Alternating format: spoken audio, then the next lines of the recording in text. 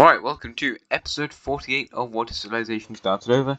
I just recorded this. I spent 20 minutes recording this, and then it deleted all my recording. But, we're going to do it again, because, I don't know, I care so much about making these videos, I'm going to do it again.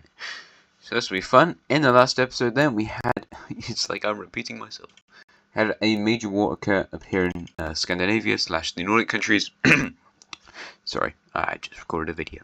Anyway, Sweden has taken over all of this sort of Lapland territory and the Kola Peninsula from Finland, whilst in the south we see Finland lose stuff to the red team, and also Ingria has lost a lot of territory to the red team, and Ukraine, potentially nope.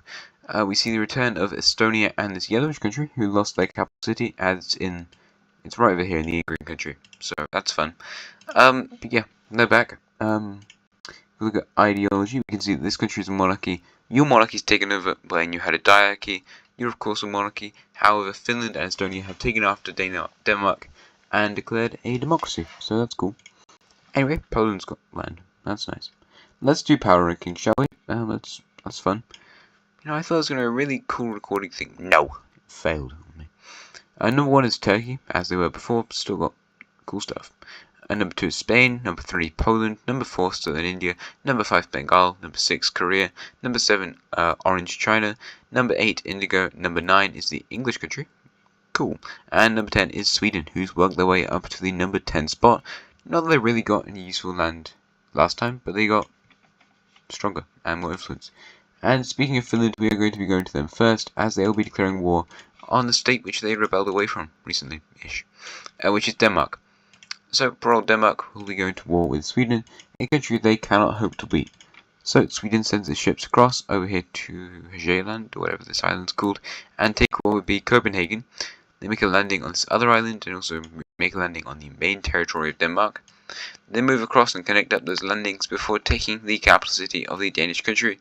They move over and take the one on the other side of the island, taking over other islands and stuff, and eventually the Danish democracy is just like, nah, we should stop fighting this war, we're gonna quit. And yeah, they just surrender, and in the peace treaty we see that Sweden takes over all of Denmark, and now Sweden is even more powerful. This will grow a rift between the countries of Sweden and Poland, who, they're kind of like good friends. They had their own alliance, but unfortunately not anymore, as Poland's like, Denmark was in my influence and you can't attack them, and now you're on my border and I don't trust you this. So part of that, the right angle triangle alliance is gone. And there you go. Maybe future hostilities. Who knows? Anyway, that's cool. And now we can go over here to Southeast Asia because we need to do some colonization. Woohoo. You know who loves colonization? Bengal. Bengal absolutely adores colonization. And what they're going to be doing today is more of it. So that's nice of them. They make landings on all of these islands, quickly taking them over and colonizing them, of course, until they finally arrive on the coast of Papua New Guinea, a previously unexplored island, and set up their own colony right over here, which will look something like this. So yeah, it's kind of sad because there's some really cool borders before, and I have to rebuild them all. Anyway, they take over all of this territory along with this islandy bit over here, whilst the red southern Indian country will only take over the island of Timor and some of these surrounding islands also. But yeah, they care less about colonialism than the Bengali country does. So there's that, but now we can head over to Indochina because a war will be occurring over here. And the pig team. So the pig team will be declaring war on the southern neighbour, which is of course the nation of Thailand. Yeah, they've gone to war a few times. The pig team has also gone to war with the Guangxi country a few times. They also used to do a council until their council was overthrown by a monarchy. Then they put aristocracy in control because they failed to make a monarchy. Don't cancel again. Anyway, this war is pretty slow and it takes a number of years to complete. They managed to cut off the southern peninsula until eventually we see Bengal join the war, which is pretty predictable. They quickly take the capital city of Thailand and move across the southern coast, connecting up with the pig team before forcing the country into surrender. As for this southern territory, I don't know if you can hear a phone ringing in the background. Sorry about that. The pig team takes over all of that. So that's nice. In the peace treaty, we are going to divide up this territory between both of these nations. So the pig team will be taking over this large territory right over here, along with a couple of these other provinces. And by a couple, I mean a lot of them. apparently, so that's fine. And this one, because they didn't have enough. Right, cool. So the big team has really expanded a lot into these southern regions, whilst Bengal will be allowed to take over the remainder of the territory, which they had fully occupied, so that's cool. And there you go. Now we need to head onto the alliance layer. Why would we need to head onto the alliance layer, you may be asking? Well, that is because the reason for the big team declaring this war was so that they could join Southern India's alliance. They had the support from Southern India in this war, in terms of monetary and military aid. And yeah, that's how they did so well and got so much land. And yeah, now they've joined this alliance, but Bengal is not going to let that slide. They are very scared at this point because they have an equal number of allies. However, the strongest country here is Southern India, then it's Bengal, and then it's the pig team. So that's not good. I mean, fourth would be this pink salmon country, then it's the green team, then it's blue country. But Bengal realizes that they need to add their own ally, and what they do is call up an old friend, being the Indian country right over here. So they are forced to join this alliance. Not forced, but they like to, so that's good. And Bengal has got itself a new strategic ally as it can push into the green country, which they don't really need any help taking that out. And also, more importantly, help to remove the Southern Indian country. So that's good, I suppose, for them. Anyway, sorry, my throat, yeah, as I said before, quite dry now, so it's quite annoying. Anyway, the Swedish, I'm on the wrong layer. The Swedish will be expanding their colony. They care a lot about land. Not a whole lot about money, just mostly land. They are quite economically strong, so that's good. They move across, it's just the St. Louis River or something like that, and into these other regions of Canada. I think now getting into Ontario. Oh, that border looks so much worse than it did. I am annoyed. Anyway, the British, or English, I mean, will also be moving their colony further west into Michigan now, and also into some of these other western sort of territories, getting right up on the Great Lakes and close to the northwest, but not quite. What's Kentucky, Tennessee, is that over here? I'm not an expert on that area of American states. I could probably do the coastal ones fine, or maybe not up here. Well, maybe, but inside I'm like, nah, I don't know what is going on in the inner parts of the USA. I have a general idea, but not a great one. Anyway, the Irish will also take over some more territory because they like colonization also, and they are a pretty strong country at this point. Also, there you go. And now we can head over to Korea, the other colonial power. People in the east. I don't know why I get the east and west of the country of the USA so confused. I don't know why, but I always do. Anyway, the people in the east, of course, know about the existence of the Korean colony. They've known about it for a while, but not hugely long. It was there just by itself for a little bit. Anyway, they also expand into some of these other central regions right over here. And there you go. Korean colony is massive. The Spanish will not be expanding their colony, and neither will the Dutch, because we need to look in at another war, and it's going to be a war over here in Central Asia / Pakistan / India. Great. I couldn't have worded it better myself. The Pakistani country, which has become a little bit of a regional power, kind of, in this area, is going to be declaring war on the pig team, which is also kind of a regional power. If we look at the ideologies of these other surrounding countries, we can see that you, Mr. Yellow Country, are the warrior aristocracy. I forgot what it was for a second. We also have a monarchy in the blue country, absolute monarchy in the green country. The Central Asian country is a monarchy. This salmon sort of country is an aristocracy. The mint country is a council. India is a council. Periwinkle country is a council. And these two over here in the east are absolute monarchies. So that's cool.